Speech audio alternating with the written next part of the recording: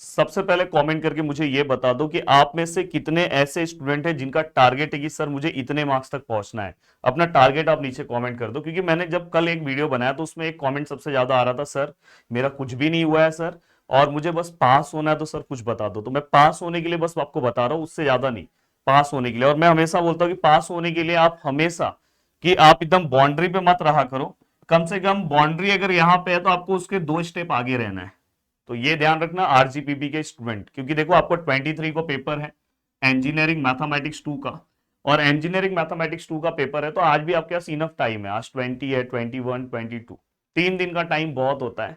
अगर आप बोलोगे तो मैं एक टाइम मैनेजमेंट के ऊपर भी वीडियो बना दूंगा। चलते हैं वन बाय वन चीजों को स्टार्ट करते हैं। सबसे पहले मैं आपको बता दूं कि आपका प्लेलिस्ट, जहां पे लगभग आपको आपके 5 यूनिट हैं, उसमें से 4 यूनिट तो आपको सीधा सीधा मिल जाएगा। प्लेलिस्ट का लिंक मैं आपको दे दे रहा हूं, जहां पे आप आराम से अपनी चीजें कंप्लीट कर सकते हो दोस्तों। अब देखो यहाँ पे मैं अगर आपको बताने की कोशिश करूं, देखो अगर आपने यूनिट नंबर 1, जिनको बस पास होना है, तो यूनिट नंबर 1 अगर आपने कवर कर दिया तो उसका बेनिफिट क्या मिलेगा पता है। इसमें भी मैं आपको बता दूं कि यूनिट नंबर 1 में कौन से क्वेश्चंस आपको कवर करने चाहिए। जैसे अभी समझो एग्जैक्ट वाला अगर आपने कवर कर दिया, अगर आपने एग्जैक्ट किया, उसके चारों रूल्स किए, तो आपने बर्नौलिस तो साथ में कवर कर ही दिया है। तो आपको कहीं ना कहीं दोस्तों 7 मार्क्स का एक क्वेश्चन यहाँ से आपका बैठ जाएगा। अब 7 मार्क्स का एक क्वेश्चन अगर यहाँ से आपका बैठ गया, तो मैं आपको बताना चाहता हूँ, देखो आपका पूरा पेपर में क्वेश्चन नंबर 1 से लेके क्वेश्चन नंबर 8 आने वाला है। अब क्वेश्चन नंबर 1 से 8 आने वाला है, और आपको क्वेश्चन कितने अटेम्प्ट करने हैं, क्वेश्चन नंबर मतलब आपको टोटल कितने क्वेश्चन अटेम्प्ट करने हैं, बस कोई भी 5 क्वेश्चन अटेम्प्ट करना है दोस्तों। ऐसे टोटल 5 क्वेश्चन ही अटेम्प्ट करना है, मतलब आप 3 क्वेश्चन स्किप कर सकते हो।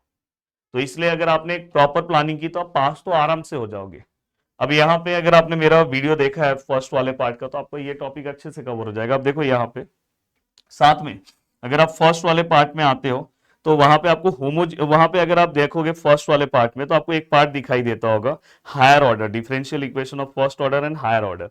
तो हायर ऑर्डर का एक बेनिफिट ये है कि जहां पे आपको सीएफ और पीआई वाला अगर आप पार्ट कवर कर लेते हो, तो सीएफ और पीआई का कर लोगे, तो इससे रिलेटेड आपको एक क्वेश्चन तो आराम से मिल ही जाएगा। एक क्वेश्चन आराम से आपको मिल जाएगा, तो आराम से आपके 2 क्वेश्चन हो जाएंगे। अब ये 2 क्वेश्चन के बाद दोस्तों एक वेरिएशन ऑफ पैरामीटर का एक क्वेश्चन आपको यूनिट नंबर 2 में मिल जाएगा। ये यूनिट नंबर 2 है। हाँ, ये तो आप सोचोगे ये यूनिट नंबर 1 का पार्ट था, यूनिट नंबर 2 है। वेरिएशन ऑफ पैरामीटर का एक क्वेश्चन आपको मिलना चाहिए। 7 मार्क्स के आसपास का पार्ट आपका यहाँ पे कवर हो जाएगा। साथ में दोस्तों अगर मैं इसके बाद बोलूंगा कि आप डायरेक्ट ना यूनिट नंबर 5 की ओर आ जाओ। यूनिट नंबर 5 ना 100% अच्छे से कवर करो, कोई रिक्स मत लो उसमें, 100% अच्छे से कवर करो। 2 क्वेश्चन अपने आप और उसमें एक बेनिफिट क्या पता है, जैसे ग्रीन थ्योरम है, स्टॉक थ्योरम है, गॉस डाइवर्जेंस थ्योरम है। बस अगर आपको सबके एक एक को सम आपने सॉल्व कर लिया ना, तो कोई भी सम आप सॉल्व कर सकते हो।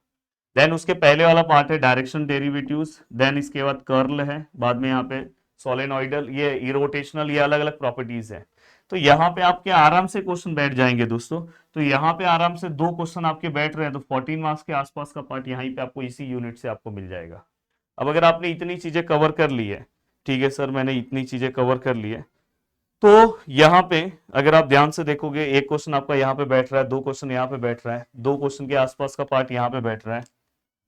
देखो 2 क्वेश्चन के आसपास का पार्ट यहाँ पे, मतलब इनडायरेक्टली मेरा बोलने का मतलब कि अगर आपने यूनिट नंबर 1 अच्छे से किया, यूनिट नंबर 5 अच्छे से कवर कर दिया, हाँ, अब इसके बाद दोस्तों यूनिट नंबर 2 में से आपने वेरिएशन ऑफ पैरामीटर कवर किया। अब अगर आपके पास टाइम बच रहा है, इतने करने के बाद भी अगर आपके पास टाइम बच रहा है, तो आप यूनिट नंबर 4 में से सब टॉपिक मत कवर करो। उसमें से आप कौन सा टॉपिक कवर करो पता है, हार्मोनिक वाला और एनालिटिक फंक्शन का, ये बस टॉपिक आप कवर कर लो।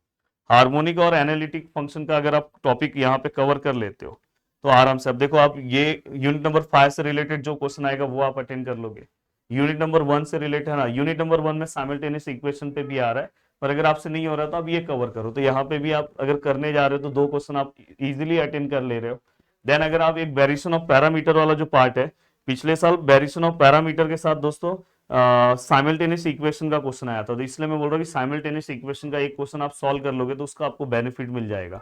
तो आपका वो क्वेश्चन भी पूरा अटेम्प्ट हो जाएगा, मतलब बोला जाए तो यहाँ पासिंग के आप अच्छे मार्क्स स्कोर कर दोगे। एंड साथ में दोस्तों इसके बाद ये सीएफ और पीआई और ये सब कवर करने के लिए देखो यूनिट नंबर 5 के मेरे 1 शॉट वीडियोस भी है, आप पहले डिटेल कवर करो, अभी भी आपके पास टाइम है।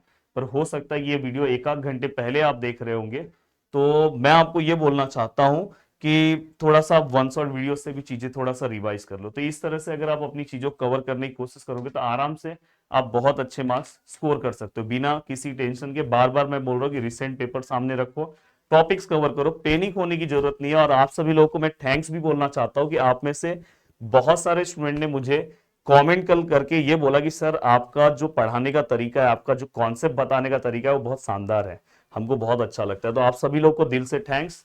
बस इसी तरह से आप सभी लोग पढ़ते रहो। वीडियो को देखने के लिए दिल से thanks, thank you so much दोस्तों। मिलते हैं नेक्स्ट वीडियो में। बाय बाय, टेक केयर, जय हिंद दोस्तों। प्लेलिस्ट का लिंक दिया हूं, पढ़ना स्टार्ट रखना।